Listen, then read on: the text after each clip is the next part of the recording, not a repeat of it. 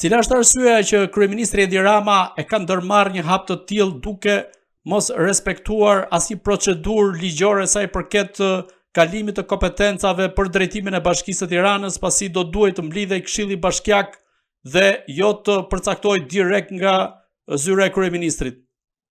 Tani, unë nuk jam në mendjen e kryeministrit, por ne bëjmë një analizë juridike, padyshim dhe politike. Do të kuptojmë diçka që Bashkia e Tiranës është bashkia më e madhe në këtë republikë. Dhe padyshim është bashkia që ka të ardhurat të mëdha, ka interesat më të mëdha, ku interesat jo vetëm shqiptare, po interesat edhe rajonale, sepse ne dim dhe faktet provat çdo ditë dalin që në Tiranën tonë të dashur, ku ne jetojmë, pastrohen parat e krimit të mafjes, krimit të organizuar shqiptar dhe rajonal dhe më gjerë. Vetëm dije par dije janë bërë në Itali disa arrestime, ku ndër këto arrestime ka patur personazhe italianë të cilën, sipas antimafjes italiane, ka rezultuar që ata pastronin parat në Shqipëri, pra në Tiranë.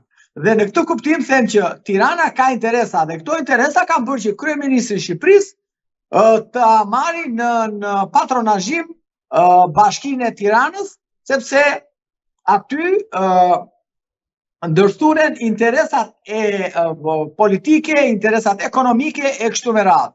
Dhe kryeministri nuk mundet ta linte këtë situatë, t'i shpëtonte nga dora, duke ja lënë këtë menaxhim të bashkisë Këshillit Bashkiak, sepse normalisht, siç thashë edhe në ligjin si përcituar të neni 64 të ligjit 139/2015 për vetë qeverisjen, kur kryetari i bashkisë nuk ushtron funksionin e tij brenda 3 muajsh, atëre është Këshilli Bashkiak ai që verifikon këtë mungesë të tij dhe merr vendimin për shkarkimin e kryetarit të bashkisë. Pra, Këshilli Bashkiak është një farë parlamenti i cili ka kompetencat dhe ka fuqinë e tij që ta mbajë dhe ta ushtrojë funksionin duke caktuar një nënkryetar të bashkisë që t'i jap kompetencat e kryetarit. Prandaj them që kryeministri i Shqipërisë nuk la asnjë mundësi që të zbatojë ligji për sa i përket funksionimit të kryetarit të bashkisë, kur kryetari është në gjendje në mas sigurimi e arrest. Kështu që për të kthyer te pyetja juaj, interesat janë të mëdha, kryeministri s'mundet ta linte këtë në dorë të tjerëve, sepse është vetë ai që kontrollon këtu në këtë republikë çdo gjë, kontrollon bashkinë, kontrollon padyshim të gjitha institucionet, kontrollon nuk i nuv tatime, çdo lloj gjëje në këtë republikë kontrollon ai. Dhe lejet e ndërtimit madje e ka bërë me ligj që kur janë mbi 9 kate, duhet patjetër leja e KKRT-s që drejtohet të Republikës që drejtohet nga kryeministri. Prandaj të gjitha këto interesa kanë bërë që kryeministri të marrë në dorë të bet tashmë edhe kryetari i Bashkisë së Tiranës. A mund të themi se tashmë Erion Veliaj, i cili edhe pse ndodhet në burg, ka hyrë në një kurs përplasje me kryeministrin Edi Rama në luftën e tyre për dominim dhe për pushtet? Shiko, tani nuk kam asnjë dyshim që Erion Velia është një i vdekur politikisht. Është një njeri i vdekur politikisht. Nuk kam asnjë mundësi. Zoti Rama ja ka marrë bashkinë, ka emëruar aty një të vetën, një Benjaminin e vet, dhe ajo ka shkarkuar njerëzit e Erion Velis aty. Ka shkarkuar në kryetarët, ka shkarkuar shefin e kabinetit, i cili ishte personi që shkonte pothuajse çdo ditë në paraburgimin e Durrësit me lejen e prokurorit që komunikonte dhe merrte urdhra, firmoste dokumenta Erion Velia. Dhe kështu që edhe këta persona të cilët kishin një farë kontakti me kryetarin e bashkisë nuk e kanë më. Dhe kështu që kryetari i bashkisë tashmë është një person që ligjërisht është kryetar bashkie, ligjërisht. Por në fakt ai është i zhveshur nga funksione nga fuqia e tij për të ushtruar funksionin të kryetar bashkie. Prandaj që Erion Velia është e kotë që të diskutojmë, faktet janë aty, provat janë aty. Ne po i shikojmë, Edi Rama ka marrë ata, ka bërë dhe shkarkime madje edhe në disa drejtorë të bashkisë, të cilët kanë qenë Benjamin të bindur të Erion Velis, dhe kështu që gjithë bashkia tashmë është në dorë të Edi Ramës, nga njerëzit e Edi Ramës dhe po menaxhohet prej tyre. Erion Velia thjesht ka emrin sekretar bashkie, sa të shkarkohet kur të vi momenti. Sa i përket Erion Veliajt, si mendoni, pse u tërhoq nga vendimi i tij për delegimin e drejtimit të Bashkisë së Tiranës, duke theksuar më pas se e gjitha ishte një keq kuptim? Jo, Erion Velia nuk është tërhequr.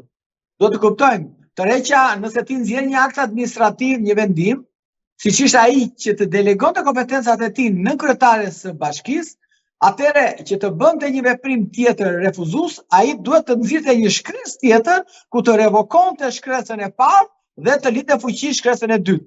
Ndërkohë që Erion Velia ka dje pasi pa të gjithë këtë zhurmë të madhe, atëre Erion Velia reagoi me anë të Facebookut. Ne nuk e dim.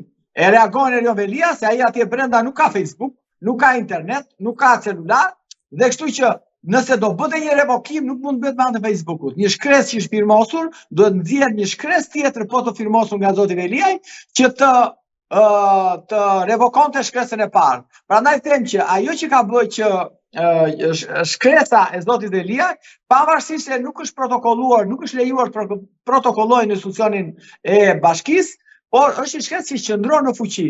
Kështu që kjo është një diçka që nëse nesër do shkonte në gjykatën administrative, një konflikt administrativ, padyshim që ajo do ishte një fitore e Erion Velis, sepse ai ka folur me anë të një dokumenti, dhe që ta shbënte atë dokument, duhet që të bënte një dokument tjetër që të revokonte dokumentin e parë. Prandaj them që duke parë gjithë këtë që Erion Velia nuk e ka më fuqinë, që njerëzit që ai delegon kompetencat nuk e ushtrojnë dot funksionin e tyre, kuptohet që Edi Rama ka marrë peng Bashkinë e Tiranës për të cilën thot bëni si them unë. Dhe kështu që ky quhet në gjuhën juridike një push institucional.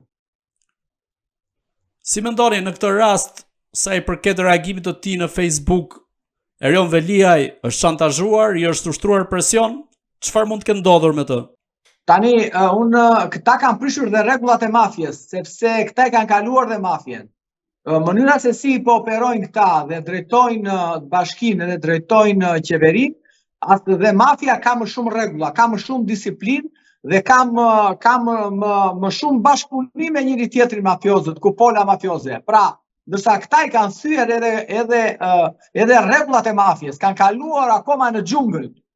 Kupton? Këta kanë kaluar në xhungël dhe kështu që nuk ka më asnjë logjik kjo juridike, sepse Edi Rama bën veprime të cilat ne juristët dhe asnjë avokat, po qoftë ai juristi më i mirë i botës nuk mund të arrijë dot ta perceptojë, ta kuptojë veprimet e Ramës, sepse veprimet politike ne kërkojmë t'i shbëjmë me mendime juridike. Jo, nuk shbëhen veprimet arbitrare në shkeljet kushtetutës apo të ligjeve, ne kërkojmë i vëmë përballë arsyeën juridike.